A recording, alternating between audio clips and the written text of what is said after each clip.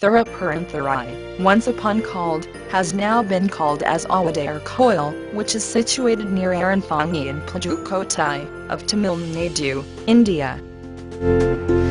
There has been a legend that why this place had been called as Thiruperumthurai. Once upon this place could have been known as Shiva Puram, and this had been governed by a Pandyan king, named as Suguna Pandyan.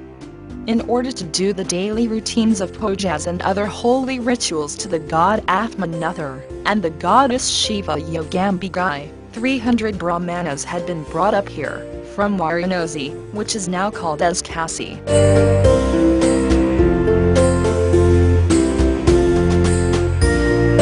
King Suguna Pandyan wanted to honor them with 300 plates, full of gold coins with silk, for the 300 brahmanas one by one. While having done so, only 299 plates had been honored to the 299 brahmanas, and found one brahmin missed in the lineup. They searched for the one, and at last, Lord Athma nathar transformed as the Miss Brahmin, from the Kurunthai tree, and had accepted the honor from the king. Hence this god has been called as Munnootru, oruvar, that is, the 300th person.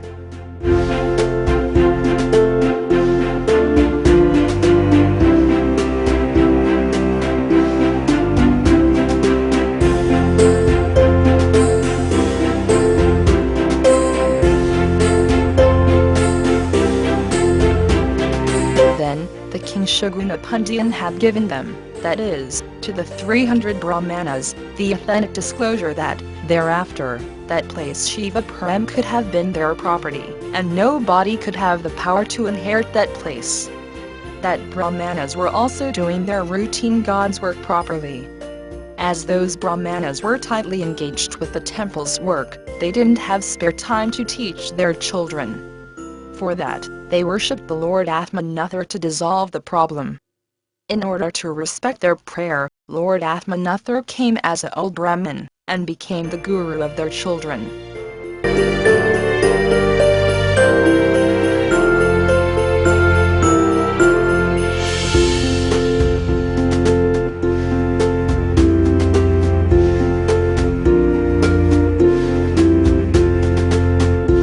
Time was passing smoothly, until the reign of Suguna Pandyan and his successors. At the reign of Gamara Pandyan, a king named as Lindakan, a king of neighborhood, wanted to inherit the place Shiva Puram. He was also a friend of the king Gamara Pandyan. For that, he illegally inherited the authentic disclosure of Shiva Puram. So, without any option, the 300 brahmanas had appealed for their rights over their land Shiva Puram, at the royal court of the king Gamara Pandyan.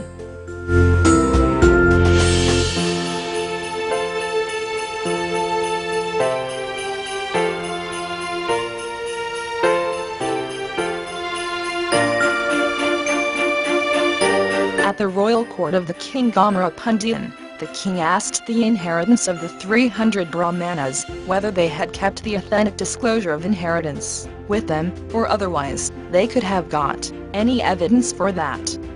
For that both questions of the king, the brahmanas simply said no, as the authentic disclosure had been already robbed by the king illegally. Once again, for the evidence, nobody could come forward, as they would have been killed by that tyrant king. The king again asked them for any other proof regarding the nature of the land. For that also they couldn't able to give any proper answer.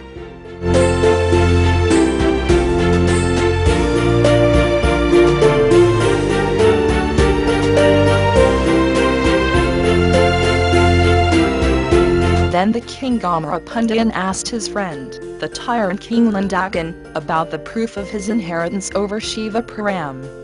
For that he pointed out two false statements, one that, for a long time, that place Shiva Puram had been under his reign, and the other, that if anybody could drill that land, even at the height of 2 palm trees, there could have been no chance of water availability there. Again the king Gamara Pandyan interrogated the brahmanas, whether they had such type of deep evidence of experience, what the king Lindakan said, over their land Shiva Puram.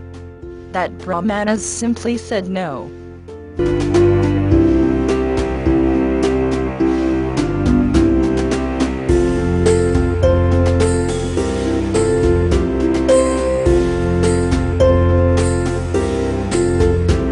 But the old Brahmin teacher of Shiva Puram, who had been none other than our Lord Athma nathar, came forward at the royal court and disclosed the king Pandyan, that he had the proof of long-term experience, that for each and every dug on the ground with a spade, water could have sprinkled over the face.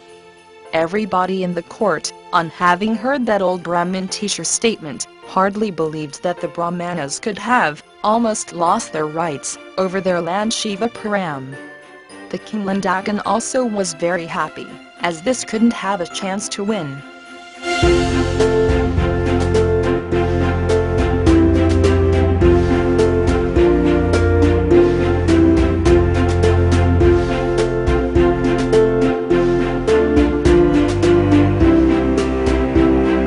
The king Pandyan, followed by the tyrant king Landakan, and the inheritance of 300 brahmanas, reached that disputed land Shiva Puram. There, the tyrant king Landakan dug up the ground with a spade. What a surprise! Water sprinkled over the face of the tyrant king Landakan. He had frightened enough, and had done it on many times on various places of Shiva Puram. Everywhere he had dug up on the ground, the water pumped out like a spring, and the whole Shiva Puram had been filled with water, and hence that place Shiva Puram had been termed as Thiruperumthurai, which means big pond, in Tamil language. With the prefix of Thiru, as the word for respect, it has been called as Thiruperumthurai, afterwards.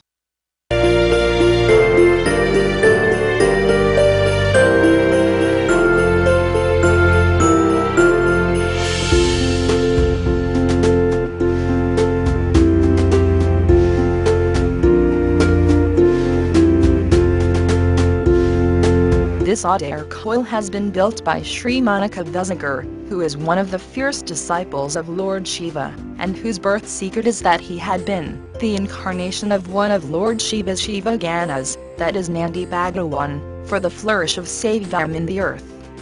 His birthplace is Thiruperumthurai, very near to Madurai.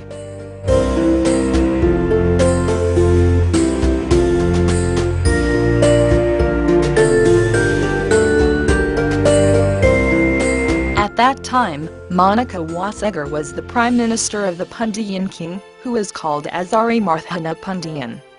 He had been engaged in the prime work of purchasing the horses for the Pandyan army in order to strengthen it. Even though, had he been a prime minister, he had maintained a pious life, like water droplets upon the lotus leaves, as his soul and body had been in search for the real guru for his immortal life.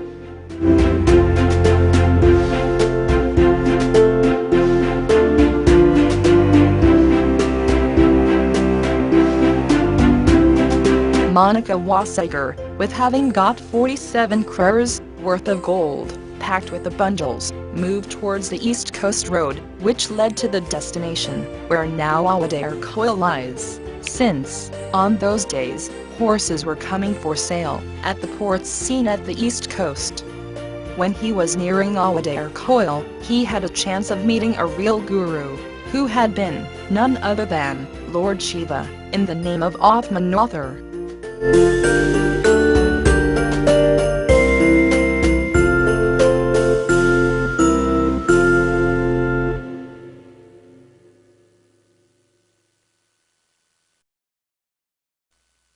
On having seen that holy man with his disciples under the Kurunthai tree, Manickka Vasagar at once understood that he would be the person that Manickka Vasagar had searched so far. He then begged that holy man to accept him as his disciple. Manickka Vasagar's request had been accepted. Lord Shiva, as in the form of Guru, had preached Manickka Vasagar a lot regarding the existence of life in the earth, the status of the god, etc. Again he explained about the Veda Agama, and its role of importance towards mankind, and other creatures of the galaxy.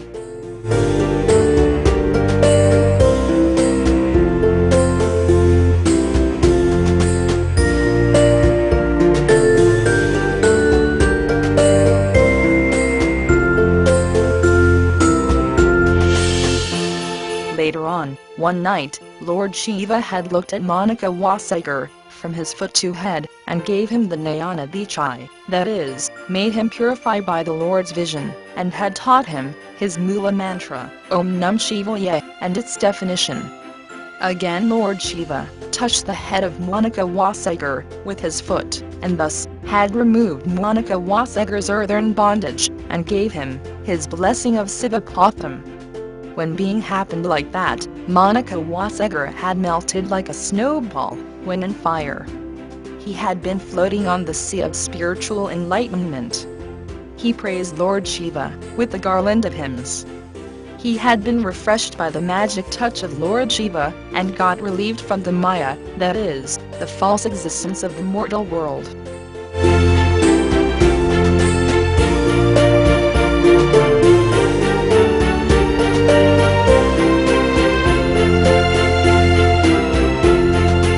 The Veda Batham and the Agama Batham both have been related to the principles of Hinduism, which are only as the discussions of being the supremacy between the followers of various religions, and said that the knowledge and wisdom only could have been attained through one's experience. Just remaining as silent was the best way to observe most of the things around us, said Lord Shiva to Manickka Vasagar.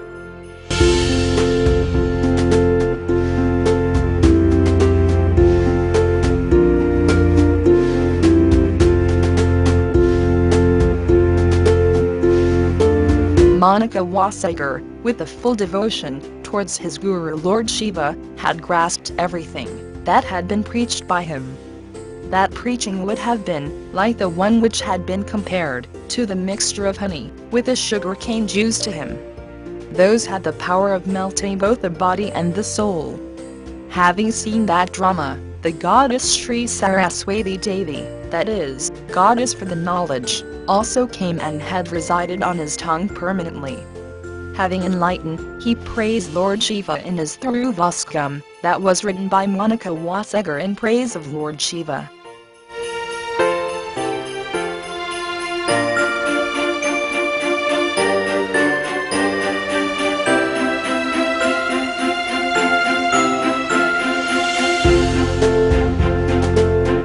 In Aavudaiyar koil, Manickka Vasagar had spent all the money for the construction of Lord Athma nathar temple, instead for the real purpose of purchasing the horses for the Pandyan king. In course of time, the king Arimurthana Pandyan had sent his men to know about the real situation, as Manickka Vasagar had delayed the purchase. As per the instruction of Lord Shiva, Manickka Vasagar reached Madurai with the precious stone as the presentation to the king, and told the king that all the horses would have reached Madurai on the Tamil month of Avani, coincided with the birth star of Mulam.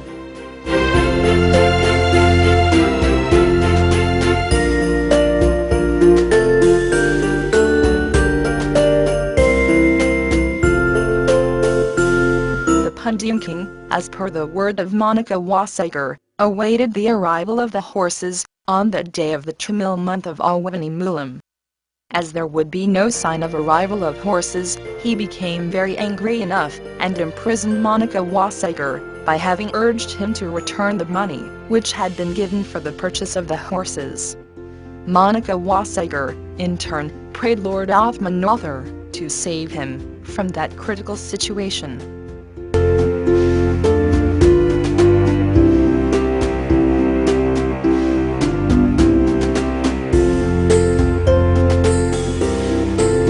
At Thiruperumthurai, Lord Shiva, who is residing there, in the name of Lord Athma nathar, at once transformed all the foxes into horses, and made his Shiva Ganas as the horse attenders. He himself led the flock of horses, by having ridden on a horseback, which had been none other than the four Vaithas.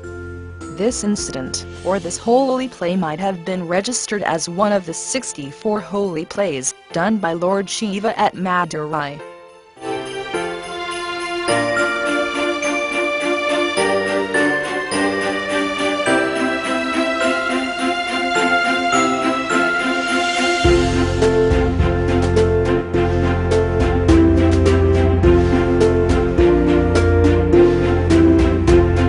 When Lord Lord Shiva came near the place called Thiruperumthurai, which is the birthplace of Manickka Vasagar, he informed Manickka Vasagar by having made sound from his anklet, which is called as Silimboli.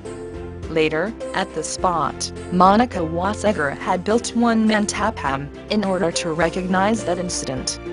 This news had been informed to the King Aranthangi and Pandyan, and they all were waiting to invite the flock of horses.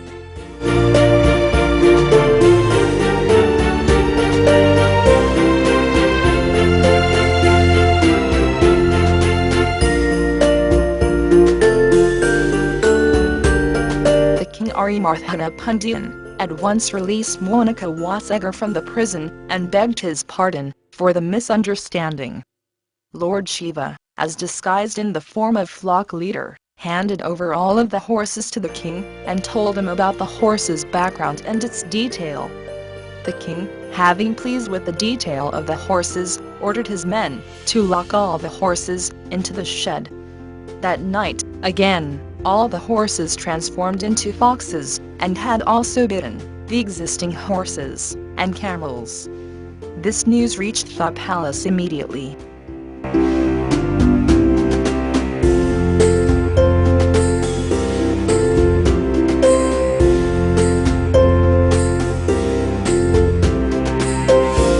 On having heard about the shocking news of the transformation of horses into foxes, the king again sentenced Manickka Vasagar to stand on the burning sand of the river Vaikai with bare foot. Manickka Vasagar again prayed Lord Athma nathar to save him from that punishment. Lord Shiva, in order to reveal the pride of Manickka Vasagar, make heavy flood in the river Vaikai. All of the wise men in the royal court advised the King Aranthangi and Pandyan that all those disasters had arisen due to the pain he had given to Manickka Vasagar, and hence, they advised the king to release Manickka Vasagar at once. The King Aranthangi and Pandyan, after having known the truth about his Prime Minister Manickka Vasagar, he at once released him from the guilty of forgery and honored him. As there's little time to spare, I have ended up this movie clip up to this story.